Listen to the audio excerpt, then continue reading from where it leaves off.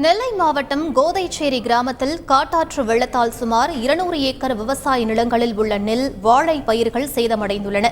இது பற்றிய மேலும் விவரங்களை எமது செய்தியாளர் ருக்மணியிடம் கேட்டு பெறலாம். வணக்கம் ருக்மணி, இந்த இழப்பு தொடர்பாக விவசாயிகள் தரப்பில் என்ன சொல்கிறார்கள்? அவர்கள் அரசுக்கு வைக்கக்கூடிய கோரிக்கை என்னவாக இருக்கிறது? முழு விவரங்கள் என்ன? வணக்கம். தென்வங்க கடலில் ஏற்பட்ட வளிமண்டல சுழற்சி காரணமாக கடந்த 2 நாட்களாக நெல்லை, தூத்துக்குடி, கன்னியாகுமரி, தென்காசி ஆகிய மாவட்டங்களில் பலத்த கனமழை பெய்து வந்தது. இதனால் மழை வெள்ளம் பெருக்கெடுத்து ஓடி நிறைய சேதங்களை ஏற்படுத்தியது. குறிப்பாக குடியிருப்புகள், விவசாய நிலங்கள் என அதிக சேதம் விளைவித்து வந்தது. இந்த சூழ்நிலையில் ஏர்வாடி அருகே உள்ள கோதைச்சேரி கிராமத்தில் உள்ள ஓடையில் ஏற்பட்ட வெள்ளப்பெருக்கு காரணமாக அங்குள்ள விவசாய நிலங்களில் தண்ணீர் புகுந்தது.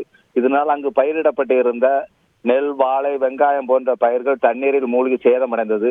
இதனால் சுமார் அங்கே ஒரு 200 ஏக்கர் விவசாய நிலங்களுக்கு மேல் பயிரிடப்பட்ட பயிர்கள் சேதமடைந்துள்ளது.